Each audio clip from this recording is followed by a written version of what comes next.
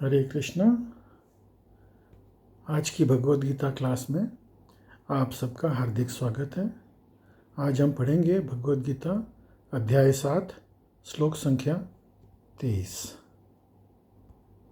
अन्तवत्तु फलं तेषां तद्भवत्यल्पमेधसाम् देवान् देवयजो यान्ति मद्भक्ता यान्ति मामपि। अनुवाद: अल्प बुद्धि वाले व्यक्ति देवताओं की पूजा करते हैं और उन्हें प्राप्त होने वाले फल सीमित तथा क्षणिक होते हैं। देवताओं की पूजा करने वाले देवलोक को जाते हैं, किंतु मेरे भक्त अंततः मेरे परम धाम को प्राप्त होते हैं। अभी कई लोग के मन में बड़ी विचित्र धारणाएं हैं। अभी लोग बाग ये बोलते हैं कि सभी देवी देवता एक ही हैं, ये सब भी तो भगवान के अंश ही हैं, भगवान का अलग अलग अवतार हैं। नहीं, भगवान के अवतार नहीं हैं, ये सभी देवता एक नहीं हैं। लोग बोलते हैं हम किसी की भी पूजा करेंगे, हम पहुंच तो एक ही जगह जाएंगे। अरे ये तो एक 5 साल का बच्चा भी आपको सही बता देगा। क्या? अरे भाई, आप अगर बॉम्बे से दिल्ली की टिकट कटा करके कलकत्ता की ट्रेन में बैठोगे तो क्या आप दिल्ली पहुंच जाओगे? नहीं, आप कलकत्ता पहुंचोगे। आप कलकत्ता की टिकट कटाओगे तो कलकत्ता पहुंचोगे। आप दिल्ली की टिकट कटा के दिल्ली की ट्रेन में बैठोगे तभी आप दिल्ली पहुंचोगे ना। एक चुटकुला सुनाता हूँ। एक बार एक आदमी बम्बई से कलकत्ता जा रहा था। अभी वो हावड़ा मेल के अंदर बैठा, नागपुर आया। वो नागपुर में उतर गया और वो कचौड़ी उचौड़ी खाने में प्लेटफॉर्म में बिज़ी हो गया और वो ध्यान देना भूल गया और उसकी ट्रेन छूट गई। और वो जो जगह, जिस जगह वो ट्रेन खड़ी थी, वहाँ पे दूसरी ट्रेन जो हावड़ा से बम्बई जा रही थी वो आके खड़ी हो गई। उस आदमी ने थोड़ी देर में देखा, हाँ ट्रेन खड़ी है, तो जा कर के वो अपनी सीट पे सो गया। संजोग से जो सीट पे वो था वो सीट खाली थी, तो उसको समझ में नहीं आया कि मैं गलत ट्रेन में चढ़ गया हूँ, तो सो गया। सुबह हुई तो नीचे वाले जो बैठे हुए थे वो लोग बात कर रहे थे। वो ऊपर की बर्थ पे सो रहा था, नीचे वाले लोग बात कर रहे थे। बोले सुबह जो है हम बम्बई पहुंच जाएंगे। बोले हैं, ये आजकल जो है ये गवर्नमेंट ने बड़ी अजीब टेक्निक निकाली है। ऊपर वाली बर्थ हावड़ा जा रही है, नीचे वाली बर्थ जो है वो बम्बई जा रही है। ऐसा कैसे हो गया? उसको ये समझ में नहीं आया कि वो गलत ट्रेन में बैठा है। तो हमको ये समझने की ज़रूरत है कि हमको क्या करने से भगवान के धाम जाने को मिलेगा। यहाँ पे भगवान बड़े साफ साफ बोलते हैं। क्या बोलते हैं? जो देवताओं की पूजा करने वाले हैं वो देवलोक को जाएंगे।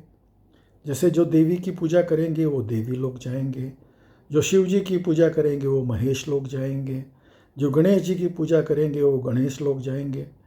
तो अलग अलग देवताओं के लोक में जाएंगे। दूसरा एग्जाम्पल से समझाता हूँ। अभी आप रोटी खाना चाहते हो और आपको पाँव को जो है आपको ताकत पहुँचानी है, आपका पाँव कमज़ोर है, तो आप क्या रोटी सब्जी का रोल बना के पाँव से बांध लोगे? उससे आपके पाँव को ताकत मिल जाएगी? नहीं मिलेगी ना। तो हमको वो रोटी मुंह में डालेंगे, वो रोटी पेट में जाएगी, तो पेट जो है उसको पूरे शरीर में डिस्ट्रीब्यूट करेगा। तो पेट जो है वो केंद्र है। तो उसी तरह से श्री कृष्ण जो हैं वो केंद्र हैं और ये देवी देवता जो हैं ये उनके सेवक हैं। अलग अलग अंश हैं, अलग अलग भाग में वो लोग काम कर रहे हैं, अलग अलग डिपार्टमेंट में काम करने वाले कर्मचारी हैं। अब ये कर्मचारी बदलते रहते हैं। तो आपने अगर देवी देवताओं की पूजा करी, अभी उनकी भक्ति तो होती नहीं है, पूजा होती है, तो पूजा होएगी तो वो जा कर के भगवान को उसका जो भोग है वो ले जा कर के भगवान को चढ़ाएंगे। उनसे भगवान से जो प्रसाद मिलेगा वो प्रसाद, उसमें से थोड़ा हिस्सा खुद रखेंगे, थोड़ा आपको ला करके दे देंगे। तो ये परमानेंट नहीं हुआ।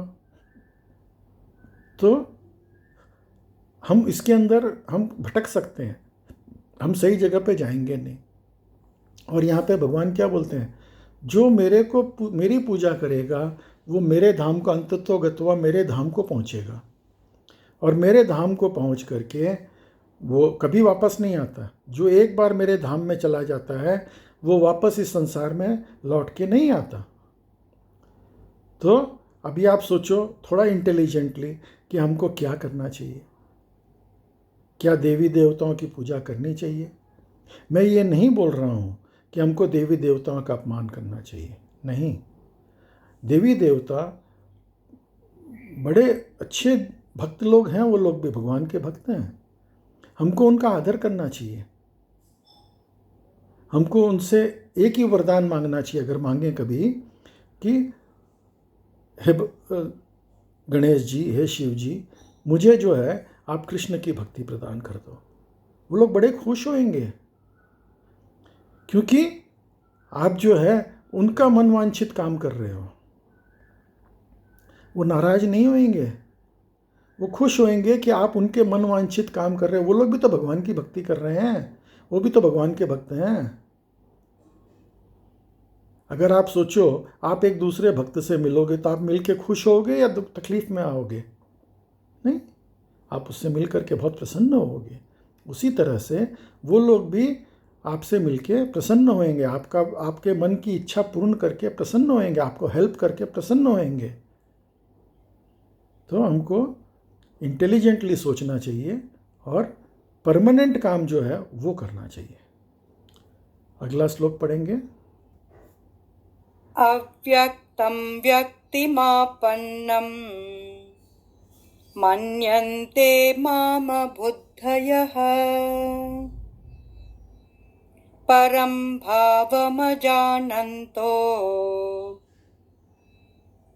ममाव्ययमनुत्तमम्।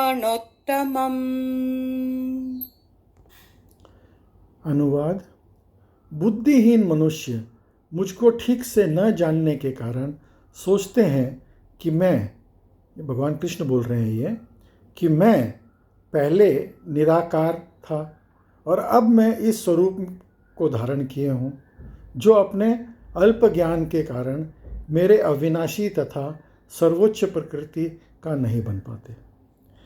तो अभी हम लोग बोलते हैं कि भगवान तो निराकार, उनका कोई रूप नहीं है, ये अल्प बुद्धि लोग बोलते हैं। अब आप सोचो, जो देवी देवता, उनको भी भगवान ने एक रूप दिया है,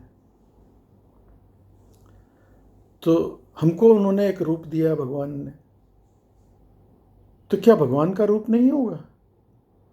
शास्त्रों में उनका रूप का वर्णन है, चतुर्भुजम कोमलांगम, हर मैंने उनके विष्णु रूप का वर्णन है, उनके कृष्ण रूप का वर्णन है, उनके चैतन्य महाप्रभु रूप का वर्णन है, हर एक रूप का वर्णन है उनके शास्त्रों के अंदर। तो उनका रूप नहीं होगा।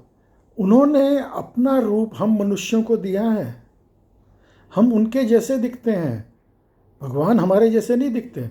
लोग बोलते हैं कि लोग आपको जो है हाथी में श्रद्धा हुई तो एलिफेंट गॉड बना दिया। अरे एलिफेंट गॉड ऐसा होता है क्या? आपको कुत्ते में श्रद्धा हुई, आपने कुत्ता गॉड बना दिया? नहीं, भगवान का अपना रूप है। श्यामल वेग के समान उनका जो है, जो ताजा मेघों वाला जो बादल होता है उसके समान उनकी कांति है। वो पीतांबर धारण करते हैं, वनमाला धारण करते हैं, मोर मुकुट पहनते हैं। ये भगवान का स्पेशल, उनका रूप माधुर्य का वर्णन है शास्त्रों में। तो जिस भगवान ने हम लोगों को रूप दिया, देवी देवताओं को रूप दिया, उनके पास भी रूप है। तो हमको जो है ये गलत धारणा को ठीक करना पड़ेगा। हाँ, भगवान के अलग अलग कई लीलाओं के हिसाब से उन्होंने अलग अलग रूप बनाए हैं। जैसे एक फिल्म का एक्टर होता है, जैसे अमिताभ बच्चन, अभी वो अलग अलग फिल्म के अंदर, एक फिल्म के अंदर जादूगर बन गया, एक फिल्म के अंदर तूफान बन गया। तो वो उसने अलग अलग रूप बनाया है, लेकिन ओरिजिनल रूप क्या है उसका? ओरिजिनल रूप अमिताभ बच्चन है। आप उसके घर पे जाओगे तो आप उसको उसी रूप में देखोगे। तो उसी तरह से भगवान का अपना ओरिजिनल रूप है, जो है 2 हाथ वाले। विष्णु रूप उनका अलग एक्सपेंडेड रूप है। हमने 3 विष्णु के बारे में आगे पहले बताया है, गर्भोदक्षाई विष्णु, शिरोदक्षाई विष्णु, कारणोदक्षाई विष्णु। तो हमने उसके बारे में बताया है कि ये 3 तरह के विष्णु होते हैं। लेकिन विष्णु जो है वो भगवान के एक्सपांशन है। भगवान स्वयं, भगवान जो है वो कृष्ण ही है, वो उनका ओरिजिनल रूप है। तो हमको जो है ओरिजिनल कृष्ण की ही पूजा करनी चाहिए। जब हम कृष्ण की भक्ति करेंगे तब हम भगवान के धाम को पहुंचेंगे। इस दुनिया के कलमश से, द्वेषों से हम मुक्त हो सकते हैं। गोविंदम आदि पुरुषम तमहम भजामि। यहाँ तक कि जो मायावादी शंकराचार्य हैं, उन्होंने भी अपने जीवन के अंत में क्या बोला? भज गोविंदम भज गोविंदम भज गोविंदम मूढ़मते। हे मूढ़मती, तुम जो है ये सब कलमशों को छोड़ दो और गोविंद को भजो, गोविंद की पूजा करो, उनकी भक्ति करो, उनके चरणों में अपना ध्यान लगाओ। तो अंत में सब यही बोलते हैं। तो हमारी गति कैसे होगी? हमारी गति होगी गोविंद को पूजने से।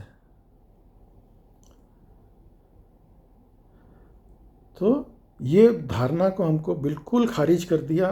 भगवान ने स्वयं बोलते हैं कि मेरा रूप है और मैंने सबको रूप दिया है। जो निराकार वाली जो धारणा है वो भगवान ने स्वयं इस श्लोक के अंदर खत्म कर दिया। भगवान अलग अलग समय पे, अलग अलग टाइम, प्लेस, सर्कमस्टांसेस के हिसाब से अलग अलग रूप बनाते हैं। अलग अलग माता पिता को अपना माता पिता मानते हैं। जैसे अभी कृष्ण अवतार में देवकी, वसुदेव उनके माता पिता थे। उन्होंने यशोदानंद महाराज को भी उन्होंने पाल पोस के बड़ा किया, तो उनको भी अपने माता पिता मानते हैं। राम अवतार के अंदर में उनके दशरथ जी और कौशल्या उनकी माता और पिता थे। तो ये बड़े बड़े भक्त लोग जो हैं वो भगवान की आराधना करके, भक्ति करके, तपस्या करके भगवान से वरदान मांगते हैं कि मुझे जो है आपका माता पिता बनने का सौभाग्य प्राप्त हो। तो उनको सौभाग्य देते हैं भगवान। अलग अलग लीलाओं के अंदर उनको स्थान देते हैं।